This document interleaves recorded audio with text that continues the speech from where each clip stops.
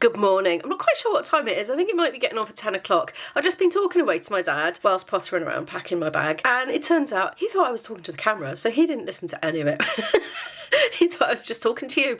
Anyway, I am talking to you now, so I'm at my dad's. I'm in the room that I spent the night in. I'll show it to you. Looks like this. This is kind of Izzy's room, really. I feel like I'm in Izzy's bedroom. This is where Izzy would have slept when she was staying with my dad when she was going to college for the last few years. Anyway, I had a good night's sleep with my eye mask and my woolly hat and my fluffy pyjamas, and I've been up, had a cup of tea, a couple of slices of toast, and I'm going to Cardiff. I'm going to do it. I'm going to haul all my flipping stuff, my overnight bag, which is actually a shopping trolley with all my PA gear and everything in it, and bits and bobs folder, and God, it's not even that much. It's just, it looks a lot and it's a pain. So I've got rucksack and that and my camera bag as well, so a bit of a pain. But anyway, I'm going to get my flute because it'll save me doing a separate trip in tomorrow. I'm back in Cardiff, just got off the train there. It's a bit rainy, not too rainy. I haven't got my umbrella up yet. I have one here in my trolley.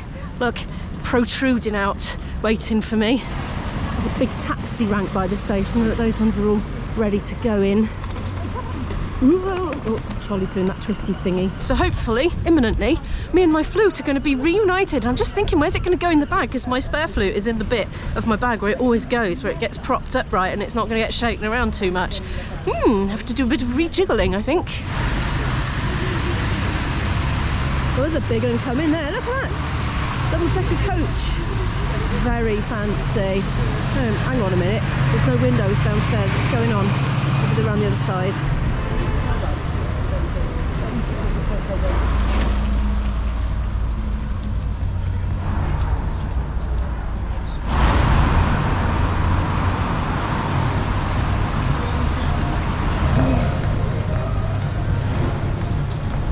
Well, I've got my flute, all is good, and I'm going home. I'm just going to go straight home. I know I'm in Cardiff, and I always feel like I want to make the most of it when I'm in, but I've got a gig later. I want to get home, get myself settled. I want to try out a little outfit idea, because it's a cowboy gig tonight. So I've got an idea, but I'm not sure if it's a bit over the top. So I want to give that a go. Right, I've no idea what time the trains are because my travel app is not working, so I'm just going to go to Cardiff Central, and I'm definitely going to treat myself to a coffee from Greg's. I'll take out one to have on the train because I haven't had coffee yet today and I am in need. Now, this is kiboshing my filming now because I'm going to have a trolley in one hand and an umbrella in another. That leaves nothing for the camera, so I'll just have to see you when I'm inside where it stops raining. I'm in Greg's queuing. Look what they sell now. Hang on, where is it? Hash browns? Are they hash browns? No, I think those are chicken bits. Apparently you can get hash browns here. I love these. I might buy myself a pasty to put in the bag because I'm not going to be home for ages and I think I'm going to get hungry before I get home. I am going to get myself a coffee and I'm going to sit in and have it because my train's not for half an hour. I just missed one. Let's have a look. Vegan Mexican chicken free bake. I'm going to try that. Oh, this is the life. Do you know, that was £3.20 for both together, a white coffee and a vegan bake thingy. Now, I did actually go into the station, so I walked past Greg's. I thought I won't have a hand spare in the rain to hold the coffee, and if I didn't have my gear with me that I needed to keep dry, I would have just got wet, but I didn't want to get the cameras wet and my laptop and stuff, so I did that. And I had to look in the cafe there. It was like $3.75 for a coffee, and I thought, I bet it's cheaper in Greg's. Well, it is, because that was $3.20 and you get food with it as well, so yeah, yay, save some pennies there. It all helps, doesn't it? So I shall enjoy this. I've got about 25 minutes, something like that. So yeah, nice. I'll pop that in the bag and have it later. I relocated to the station because there wasn't enough time to drink it all. I'm such a slow drinker, aren't I? It was hot, okay, it was very, very hot, so I did a dash through the rain. I just thought, I can't hold my umbrella and that and the trolley, so just did a dash and kept my hand and the cup over my camera bag to keep it dry. It wasn't too far, and the rain had eased off a lot by that point. I'm looking forward to the new fancy trains when the line goes properly electrified. Man in the ticket office did tell me when that was due to happen, and I can't quite remember if it was April or May. April or May. It was like one of those. If you happen to know, do let me know in the comments. But you know, it's a date that they're aiming for. But you know what things are like. Problems occur that have to be dealt with, and things get held back, don't they? It's inevitable, so we'll see. But it's exciting to think that we're going to have newer and better trains. I'm not excited about the no toilets. I keep going on about that. I'm like a blinking crack record, but no, I don't think that's a great idea. I won't go into that, but yeah. I'm thinking of big families with young children, people with upset stomachs, people that need to throw up, etc. I did say I wasn't going to go into it tonight. Oops.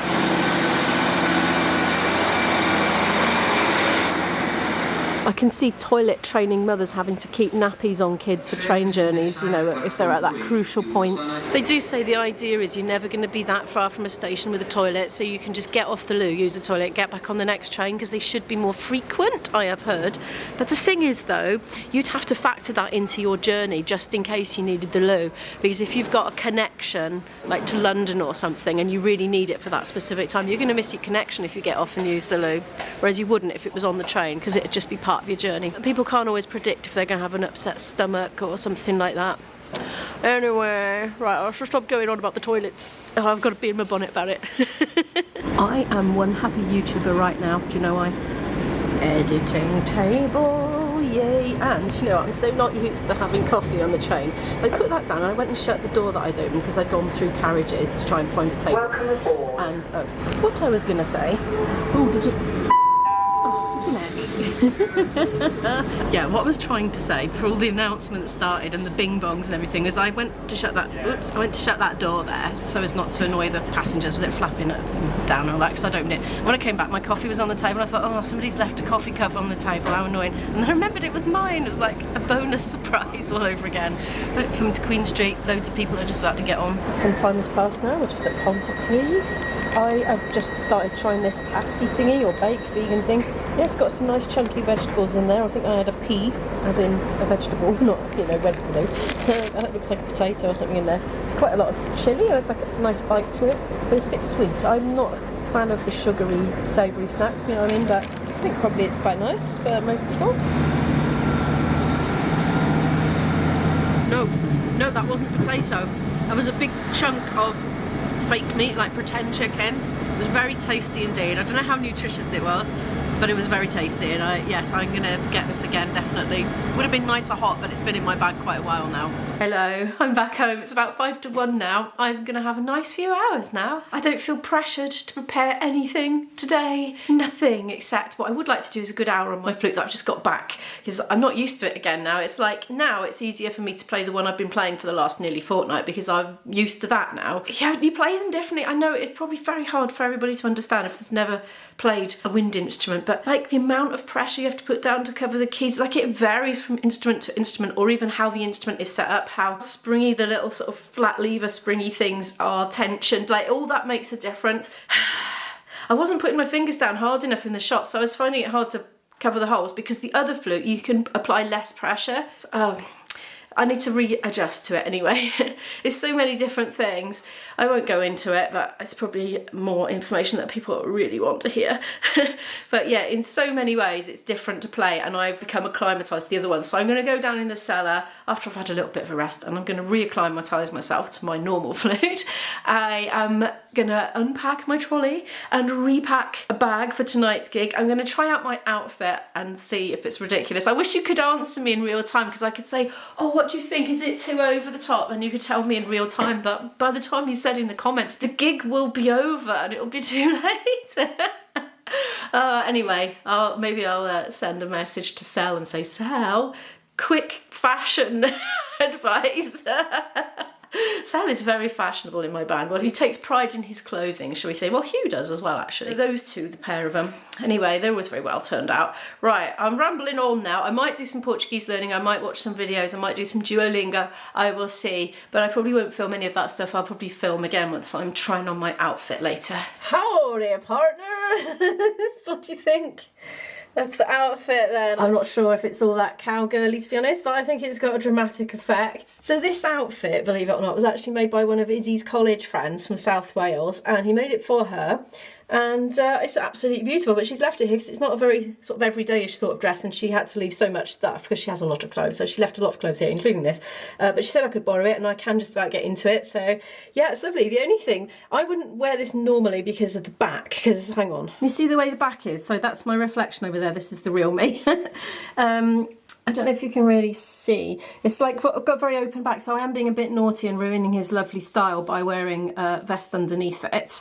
But I just felt too self-conscious because it's quite tight, the elastic, because really it was meant for Izzy and she's much smaller than me. So I got a big roll of fat sticking out. So I thought, right, I think I'm just going to cover that up with something. And also, another thing that is not part of the original dress is this big underskirt. Now, I bought this for Izzy as a present. Oh, let me show you the mirror instead. I bought this for Isabel as a present because she went through a huge Victorian phase. So I thought she could poof out her dresses with this big underskirt. So, but again, that's something she didn't choose to take with her when she went. So I thought, well, I'll try it under here. If I feel really silly, I could always just take the underskirt off in the loo. But I think it'd be all right, actually. And it's not very cowgirly at all, but I'm just going to wear this top as a jumper with it and take it off when I get warm. I'll probably get warm when I get playing anyway, so I just haven't got anything better, really. Oh, and the boots I bought in Lisbon when I had an incident in Lisbon and needed to replace footwear urgently. Went into a shoe shop and saw 2 pieces of footwear that I just couldn't resist, and this was one of them. I think they were €35 or something like that. They've got zips up the side so you can get them on and off really easily. Mick is going to be astonished when he picks me up because I haven't told him. We haven't like universally agreed that we're going in costume. We've just been told it's a hoedown night. I did say to Sally in a message about the hat, so he said something about I'll see what I can rustle up. I presume that was a pun of his, rustle. Anyway, right, let's just see, shall we? I'll probably be the only one, but never mind. So I surprised Mick with my outfit, didn't I? We're going to Bristol now. Well, no, I don't think it was a surprise. I think it was just, I was expecting it, but not quite so extreme. Mick has got jeans on and a checked shirt under there. Oh, we're going to get oh, yes, very cowboyish. Guy hasn't really instructed us to wear hoedown outfits. He's just let us know that it is a cowboy themed evening and left it up to our own discretion what to wear. So let's see what the others turn up in. We may be completely wrong and they're going to be dressed formally. Yeah. And she just used the wrong word. Oh no! Well, I'll be whipping the underskirt out if that's the case. Mind you, I think it looks quite nice actually. I quite like it. I'm tempted to get one. Or just borrow Izzy's permanently if she's not going to use it. It's lovely and warm. I feel like I've got a duvet on. Nearly in England, just hopping over the water. I was just saying to Mick, this colour tonight is just looking so beautiful. It's really pastel-y. It's not looking the same on the monitor as it is in real life. It's just absolutely stunning. England! England sign. Right, we're in England now. It's official. It's like a painting or something up there. It's a moon and a pinky blob and a big blue cloud. Yeah, it's very nicely composed. It's dusk, I suppose, now. Got the lights coming on. Big load of pink cloud over there. Is that what we call a red sky at night? I'm not sure. Pink, really. We're glad it's not that way right now. Well, we're in. It's a small place. This is the extent of it, this bit here. So we're going to have the whole ceilidh in this bit, but it is a very small group of people. It's not that small, 60 coming. So we're going to be along here, so we're going to set up here. Through here there's another little room, but it is smaller again. Lovely balloons. So there we are, this is it. There's another little ante-chamber through there. There's loads of food set up. Oh, we've got some disco lights there, do you see? Mick's just gone to move the car because we parked around the wrong side of the building.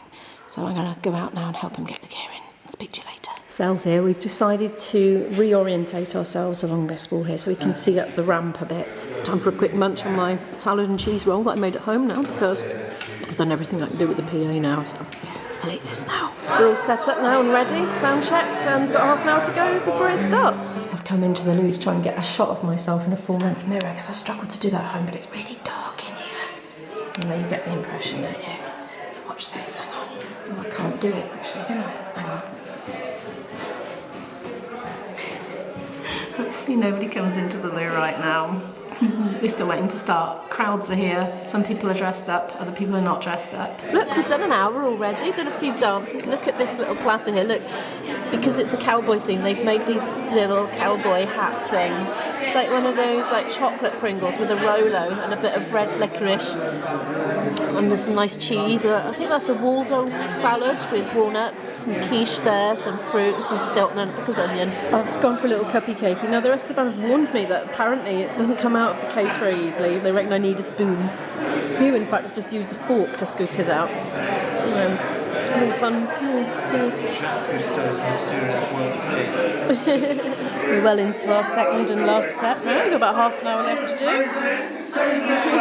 Those are Mick's legs there. We've got people dancing in that room out there. 2 sets out there. We've got some here. So we've made the most of the space. The first one is that the top posts are going to pivot the gates around Like that. It's called a gatepost turn. So he's going to see the others in the other room now. She's the strangest shaped ceilidh I think we've ever done. And everybody swing your partner. Swing round and round with your partner. We just had a bit of a misinterpretation of the instruction gallop. They went click, click, click, click with two hands, pretending to be on horses. It was really funny. 1, 2, 3, 4. Back gateposts. Go round the middles, go round the ends. That's it. All the way around.